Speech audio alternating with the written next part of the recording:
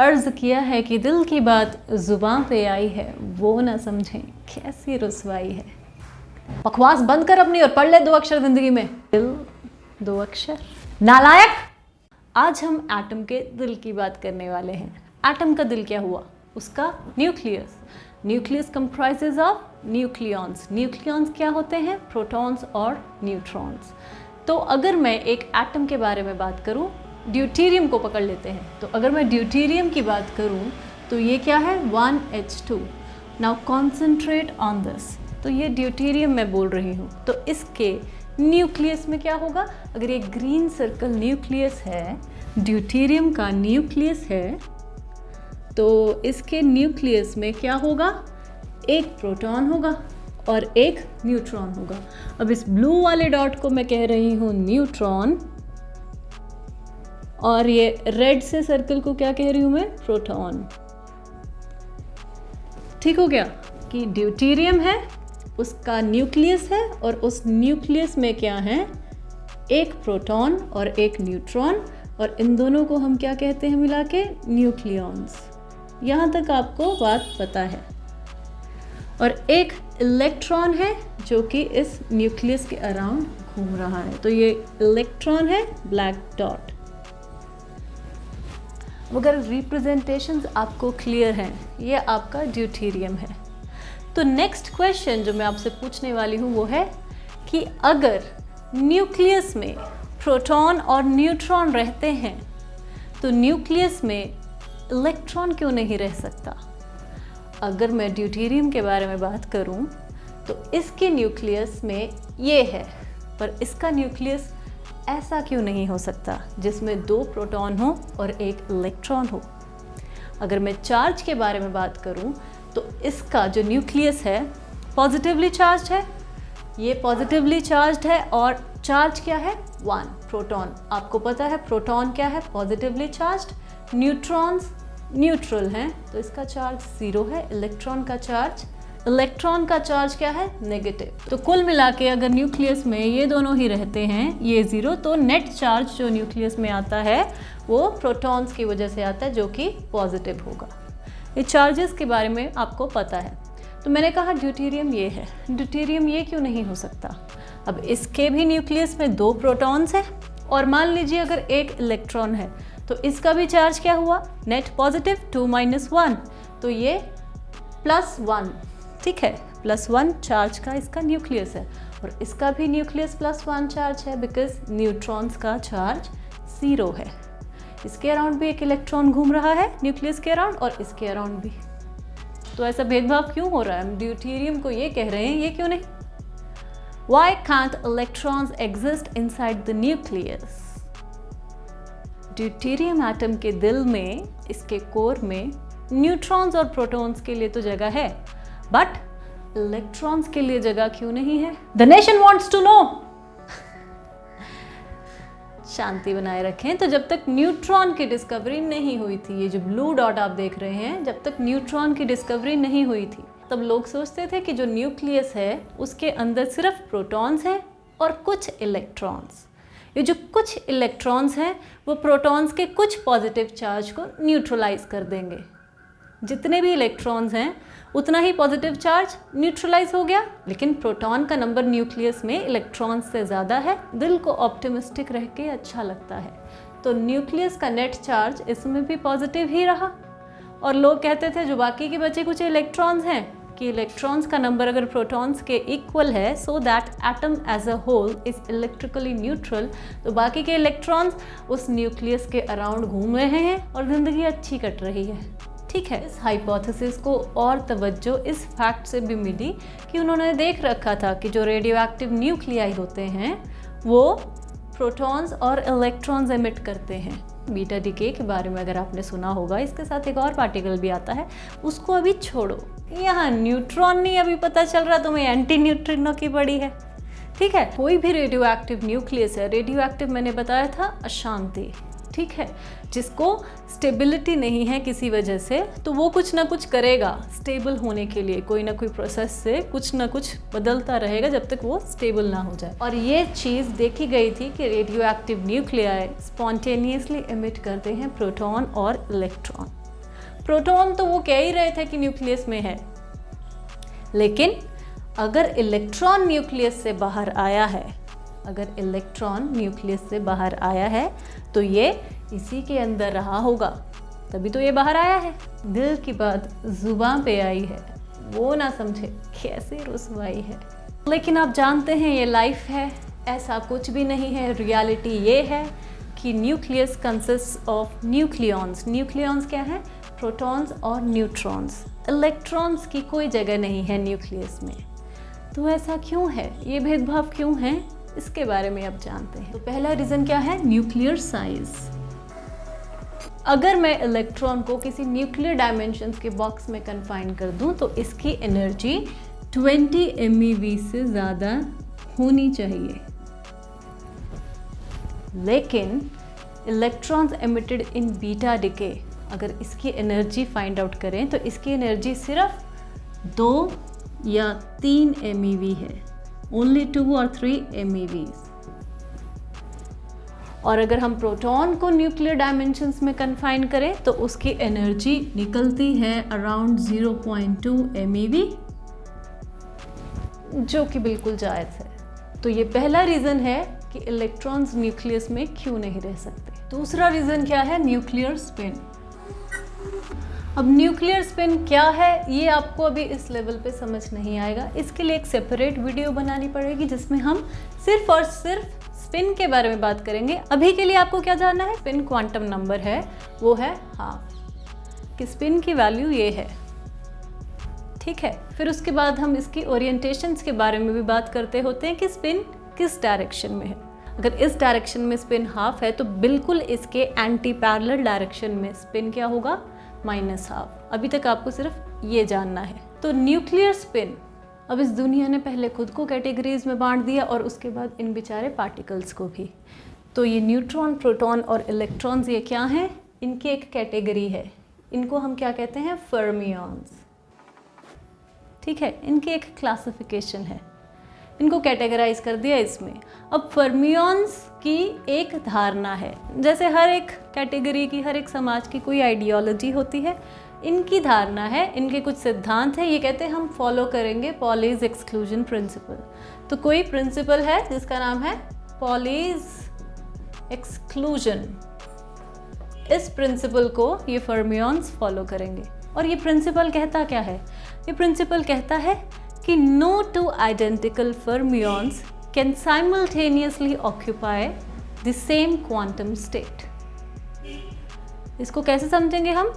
कि रहना इनको एक ही घर में है, बनती आपस में है नहीं, बनती आपस में है नहीं। तो क्या करेंगे? एक घर में अगर हमने कुछ ऐसे लोगों को रखना है जिनके आपस में नहीं बनती, तो हम क्या कहते हैं? एक को ग्राउंड फ्लोर दे देते हैं, एक को फर्स्ट फ्लोर पे चढ़ा देंगे। एक ही घर में ऐसे लोगों को रखना है जिनकी आपस में नहीं बनती, तो एक को ग्राउंड फ्लोर दे दो, एक को फर्स्ट फ्लोर दे दो, दूसरे को और फ्लोर पे चढ़ा दो। आपस में तुम शांति से रहो, मत ना एक दूसरे की सुनो, ऐसे रह लो, ठीक है। तो हमें बात करनी होगी न्यूक्लियर एनर्जी लेवल्स की। तो ये जो मैंने ये बनाए हुए हैं, ये लाइंस देख रहे हैं आप, ये मैंने क्या किए हुए हैं? ये न्यूक्लियर एनर्जी लेवल्स बनाए हुए हैं, ठीक है। जो न्यूक्लियस है ये घर है, न्यूक्लियस क्या है? घर है। और इस घर में मैंने मंजिलें बना दी। अब ये क्या है? बॉक्स टाइप मैंने बनाया, ये रिप्रेजेंट कर रहा है न्यूक्लियस को। अब न्यूक्लियस इन फर्मियॉन्स का घर है। होते तो न्यूक्लियस में न्यूट्रॉन्स और प्रोटॉन्स हैं, लेकिन हम मान रहे हैं कि अभी प्रोटॉन और इलेक्ट्रॉन्स ही हैं, ठीक है। अब अगर इस घर में हमने ये सिद्धांत फॉलो करना है, हमने इस घर में इस तरह रहना है कि ये सिद्धांत फॉलो हो, पॉलीज एक्सक्लूजन प्रिंसिपल फॉलो हो, इनकी आपस में नहीं बनती, तो हमने क्या किया? न्यूक्लियर एनर्जी लेवल्स, इसी घर में हमने लेवल्स बना दिए, ठीक है। दो सेम एंटिटीज साइमल्टेनियसली एक ही स्टेट में नहीं रह सकती, तो हम क्या कहेंगे? फॉर एग्जाम्पल, अगर ये प्रोटॉन है, अगर ये प्रोटॉन है और ये इलेक्ट्रॉन है, फॉर द टाइम बीइंग, इस गलत वाली पिक्चर की हम बात कर रहे हैं, ठीक है। अब मैं इसकी स्पिन को नंबर दे रही हूँ, फॉर एग्जाम्पल हाफ, ये नंबर इतना ही होता है, ठीक है। अब मैं अगर इस प्रोटॉन के स्पिन को कह रही हूँ हाफ और इसकी डायरेक्शन ये है। अब अगर सेम एनर्जी लेवल पे मैं बात करूँ तो no two identical particles can simultaneously occupy same state. तो ये अगर आ गई है तो इसी एनर्जी लेवल पे अगर प्रोटॉन को रहना है तो उसकी स्पिन क्या होनी चाहिए, बिल्कुल इसके अपोजिट या एंटी पैरेलल। तो अगर ये इस तरह से है स्पिन तो इसकी स्पिन होनी चाहिए बिल्कुल ऐसे। ये स्पिन किसी भी डायरेक्शन में हो सकती है, लेकिन अगर आपने इसको फिक्स कर दिया तो दूसरे की स्पिन एग्जैक्टली उसके ऑपोजिट या एंटी पैरेलल होगी। ठीक है, फॉर द टाइमिंग मैंने ये रिप्रेजेंट किया है। अब इस लेवल पे दो आइडेंटिकल पार्टिकल्स आ गए। अब ये और ये तो आइडेंटिकल नहीं है, एक ये प्रोटॉन है, ये इलेक्ट्रॉन, तो मतलब इसकी स्पिन ऐसी हो सकती है। इसने कहा था आइडेंटिकल पार्टिकल्स की नहीं होनी चाहिए। तो अब अगर इलेक्ट्रॉन की स्पिन इस डायरेक्शन में होगी तो दूसरे इलेक्ट्रॉन की, अगर उसने सेम लेवल पे रहना है, इस स्पिन के बिल्कुल अपोजिट होगी, इसके एंटी पैरेलल होगी। तो अगर हम सिंप्लीफाइड न्यूक्लियर मॉडल के बारे में बात करें तो each energy level can contain 2 particles with opposite spins. ठीक है, स्पिन क्वांटम नंबर है हाफ। अब अगर मैं स्पिन्स की ओरिएंटेशंस के बारे में बात करूं, जैसे कि मैं कोऑर्डिनेट एक्सिस चूज कर लेती थी, तो अगर मैं ऊपर वाले डायरेक्शन को पॉजिटिव कह रही हूँ तो उससे बिल्कुल एग्जैक्टली नीचे वाली क्या होगी, नेगेटिव। तो अब अगर ये स्पिन को मैं प्लस हाफ कह रही हूँ तो इसकी स्पिन क्या होगी, माइनस हाफ। सिमिलरली ये plus half, this is minus half, क्योंकि ये इसको इतना ही रहना है। इसका प्लस माइनस हो सकता है depending upon the direction, but magnitude half ही रहेगा। ओरिएंटेशंस में प्लस माइनस साइन आ जाएंगे, लेकिन स्पिन का मैग्नीट्यूड हाफ ही रहेगा। तो अगर इसकी बात कर रहे हैं तो ये सारी स्पिन्स एक दूसरे को कैंसिल कर रही हैं। तो इस न्यूक्लियस में, ये जिस भी एटम का न्यूक्लियस है, इसकी स्पिन क्या डिसाइड करेगा, ये न्यूक्लियॉन, जिसकी स्पिन कैंसिल करने के लिए कोई दूसरा न्यूक्लियॉन नहीं है। तो इस प्रोटॉन की स्पिन हाफ है, तो इस न्यूक्लियस की, इस कंप्लीट न्यूक्लियस की न्यूक्लियर स्पिन क्या होगी, हाफ। ठीक है, तो अगर हम इसको ध्यान से देखें तो ये किस एटम का न्यूक्लियस है, ये गलत वाली रिप्रेजेंटेशन के अकॉर्डिंग ये बना है। तो ये क्या है, ये ट्रीटियम है 1H3। इसके न्यूक्लियस में 3 प्रोटॉन्स होने चाहिए और 2 इलेक्ट्रॉन्स, ताकि जो नेट चार्ज है वो 1 आए, और एक इलेक्ट्रॉन इस न्यूक्लियस के अराउंड घूमेगा इस तरह। ठीक है, अब अगर ये 1H3 है तो अगर ये इसकी न्यूक्लियर स्पिन आ गई हाफ, ओवरऑल न्यूक्लियर स्पिन कौन डिसाइड करेगा, बाकियों की स्पिन्स कैंसिल होने के बाद जो नेट न्यूक्लियॉन्स बचेंगे, जिनकी स्पिन्स कैंसिल नहीं हो पा रही हैं, वही कंट्रीब्यूट करेंगे टुवर्ड्स द न्यूक्लियर स्पिन।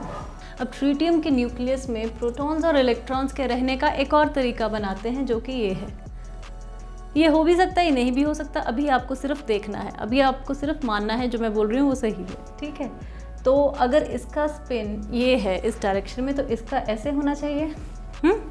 अब जो ये 3 प्रोटॉन्स थे, ये कहते हैं हमने एक एक मंजिल लेनी है।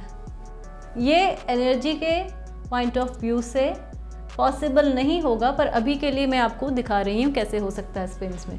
तो स्पिन ये क्या होगी इसकी, तो इन तीनों प्रोटॉन्स की स्पिन को कैंसिल करने का कोई तरीका नहीं है।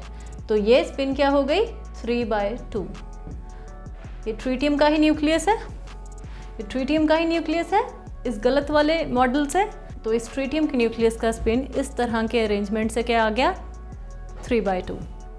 अब यहाँ पे अगर इसका अरेंजमेंट ऐसे कर दूँ कि इलेक्ट्रॉन कहते हमने भी एक उस पर नहीं रहना, तो ये भी कैंसिल होके क्या आएगा, 3/2 ही आएगा।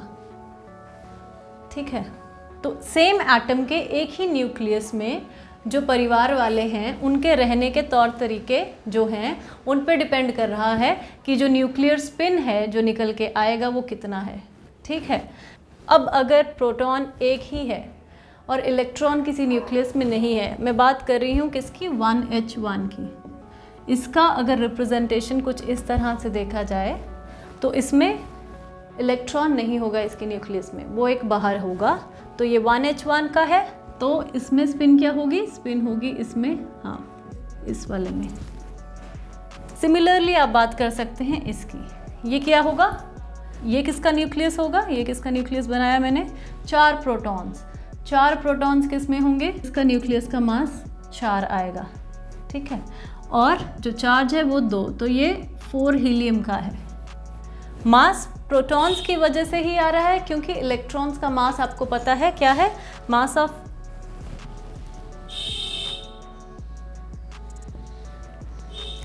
Of proton is 1836 times the mass of electron. 4 helium का न्यूक्लियस है, तो अगर हम इसके स्पिन्स के बारे में बात करें तो वो क्या आएंगे, ये स्पिन क्या हो जाएगी 1, हाफ प्लस हाफ। सिमिलरली अगर हम इसके बारे में बात करेंगे तो ये स्पिन आ जाएगी 0, this spin will be 0। Nucleus में सिर्फ प्रोटॉन्स हैं और इलेक्ट्रॉन्स हैं। अगर प्रोटॉन प्लस इलेक्ट्रॉन्स इन दोनों को मिला के प्रोटॉन्स का नंबर को ऐड किया इलेक्ट्रॉन्स के नंबर से, अब अगर ये ऑड है, protons plus electrons is an odd number, ठीक है, जो कि ये वाला केस है, ये सारे केसेस, इसमें 1 है, इनमें 5 हैं सब में। तो if the number of protons plus electrons is odd, तो जो ओवरऑल न्यूक्लियर स्पिन है that will be half integral, half 3/2 5/2 likewise. तो ये हाफ इंटेग्रल स्पिन होगी न्यूक्लियस की। और अगर हम प्रोटॉन प्लस इलेक्ट्रॉन्स का नंबर इवन लेते हैं, जो कि ये वाला केस है, इसमें क्या है 6 है, प्रोटॉन्स प्लस इलेक्ट्रॉन्स इज 6, तो उसमें जो न्यूक्लियर स्पिन होगी वो 0 या इंटेग्रल स्पिन होगी, 0 1 2 एक्सेट्रा, ये हो सकती हैं, ठीक है। लेकिन हमने क्या स्टडी किया, हमने ड्यूटेरियम को स्टडी किया, जो एक्चुअल ड्यूटेरियम एटम है उसका न्यूक्लियर स्पिन, उसको हमने स्टडी किया। इसका जो स्पिन निकल के आता है वो है 1, क्योंकि अगर हम इसका न्यूक्लियर एनर्जी लेवल्स ड्रॉ करते हैं इस न्यूक्लियस में, तो इसमें है एक प्रोटॉन और एक न्यूट्रॉन। तो एक प्रोटॉन का जो स्पिन आएगा वो हाफ, और जो न्यूट्रॉन का स्पिन आएगा वो भी हाफ, तो ये 1 है। ड्यूटेरियम को अगर हम इस गलत वाले मॉडल से स्टडी करें तो इसके न्यूक्लियस में क्या है 2 प्रोटॉन्स और 1 इलेक्ट्रॉन्स, तो या तो ऐसा हो सकता है या ऐसे हो सकता है। तो अगर हम इस वाली रिप्रेजेंटेशन की बात करें तो ये प्रोटॉन अगर प्लस हाफ है तो ये माइनस हाफ, और ये नेट ये है, तो ये स्पिन क्या हो गई हाफ। सिमिलरली अगर ये ऐसे है तो इसकी स्पिन ऐसी हो सकती है, तो ये ओवरऑल स्पिन क्या हो गया 3/2। अगर ये मॉडल सही होता तो इस केस में प्रोटॉन्स प्लस इलेक्ट्रॉन्स का नंबर ऑड है। अगर ये मॉडल सही होता जिसमें न्यूक्लियस में प्रोटॉन्स और इलेक्ट्रॉन्स हैं, तो उसका स्पिन क्या होना चाहिए, हाफ या 3/2 होना चाहिए। लेकिन जब ड्यूटेरियम एटम को स्टडी किया गया तो उसका स्पिन आया 1। स्पिन 1 क्यों आया, क्योंकि इसके न्यूक्लियस में क्या है, एक प्रोटॉन है और एक न्यूट्रॉन है, तो ये आइडेंटिकल पार्टिकल्स नहीं हैं, तो इनके स्पिन ऐसे हो सकते हैं, और जिनको ऐड करेंगे तो 1 आ जाएगा। तो ड्यूटेरियम के न्यूक्लियर स्पिन 1 देखी गई, जो कि इस मॉडल के तहत आ सकती है, ना कि इस मॉडल में। तो दिस इज अनदर रीज़न। तो थर्ड रीज़न क्या है, स्पिन मैग्नेटिक मोमेंट। अब मैग्नेटिक मोमेंट क्या है, इसके लिए भी आपको अलग से एक वीडियो चाहिए, ये अलग से एक टॉपिक में जब हम इसके बारे में बात करेंगे देन विल बी डिस्कसिंग। अभी के लिए आप मान सकते हैं कि अगर स्पिन है तो इसके साथ एसोसिएटेड एक मैग्नेटिक मोमेंट होगा, एक कुछ ना कुछ मैग्नेटिक मोमेंट होगा। तो जो मैग्नीट्यूड है प्रोटॉन के स्पिन मैग्नेटिक मोमेंट का, मैग्नीट्यूड क्या है, इतना है, और ये इसके यूनिट्स हैं। इसको क्या कहते हैं, न्यूक्लियर मैग्नेटॉन, और इसका जो मैग्नीट्यूड है वो ये है, ठीक है। इसमें mp क्या है, मास ऑफ प्रोटॉन। अब अगर स्पिन मैग्नेटिक मोमेंट का मैग्नीट्यूड इलेक्ट्रॉन्स के लिए निकाला जाए, वो क्या है, दिस। इलेक्ट्रॉन मैग्नेटिक मोमेंट का मैग्नीट्यूड है इसके इक्वल, जिसको हम क्या कहते हैं, बोहर मैग्नेटॉन। जो बोहर मैग्नेटॉन है उसकी वैल्यू ये है। तो अगर ये चीज़ इसके इक्वल है और इलेक्ट्रॉन्स का ये है, और हम कह रहे हैं कि न्यूक्लियस में प्रोटॉन्स और इलेक्ट्रॉन्स है, तो दिस इज इक्वल टू, अब इसके डिनोमिनेटर में मास ऑफ प्रोटॉन है और इसके डिनोमिनेटर में मास ऑफ इलेक्ट्रॉन है, और आपको ये भी पता है mass of proton is 1836 times the mass of electron. तो अगर आप यहाँ से इसे डिराइव करें तो ये चीज़ क्या होगी, this will be equal to 2.793 μn। तो this is nothing but twice mass of, अब यहाँ क्या है, मास ऑफ प्रोटॉन, तो this will be 1836 mass of electron. अब ये चीज़ क्या है, ये क्या है, बोहर मैग्नेटॉन, तो which is also equal to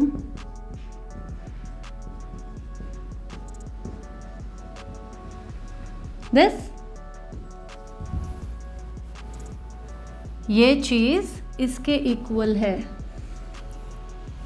अगर आप इसको सॉल्व करेंगे और इनटू 100 करेंगे तो magnetic moment of proton is 0.15%। तो ये प्रोटॉन का मैग्नेटिक मोमेंट है, that is 0.15% of mu electron. अगर हम न्यूक्लियस का स्पिन मैग्नेटिक मोमेंट देखें तो उसका ऑर्डर होता है न्यूक्लियर मैग्नेटॉन्स में, बोहर मैग्नेटॉन्स में नहीं। तो अगर इलेक्ट्रॉन्स को न्यूक्लियस में रहना है, अगर न्यूक्लियस में रहना है तो न्यूक्लियस का मैग्नेटिक मोमेंट बोहर मैग्नेटॉन्स में भी आना चाहिए था, लेकिन ऐसा नहीं है।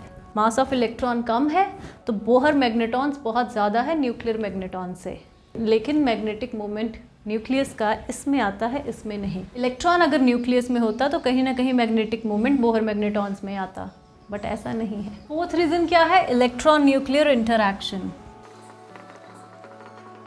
तो देखा गया है कि जो फोर्सेस हैं जो पार्टिकल्स को एक न्यूक्लियस में रख रही हैं, it leads to a binding energy of around 8 MeVs per particle.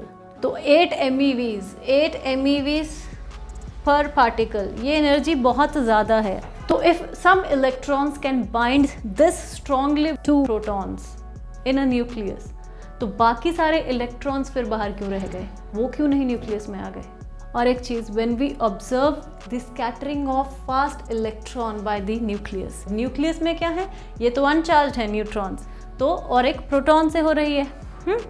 तो इसकी इंटरैक्शन सिर्फ इलेक्ट्रिक फोर्सेस, कूलम फोर्सेस से ही हो सकती है। वाइल अगर हम प्रोटॉन्स की स्कैटरिंग के बारे में बात करें, proton scattering bye the nucleus, तो हमें इलेक्ट्रिक फोर्सेस के साथ साथ कोई और फोर्स होने का भी अंदेशा होता है। वो क्या है, न्यूक्लियर फोर्स। इस रेंज में आके न्यूक्लियर फोर्स एक्ट करेगी। तो प्रोटॉन्स और इलेक्ट्रॉन्स की अलग अलग स्कैटरिंग बताती है कि न्यूक्लियस में प्रोटॉन्स के अलावा न्यूट्रॉन्स हैं, इलेक्ट्रॉन्स नहीं।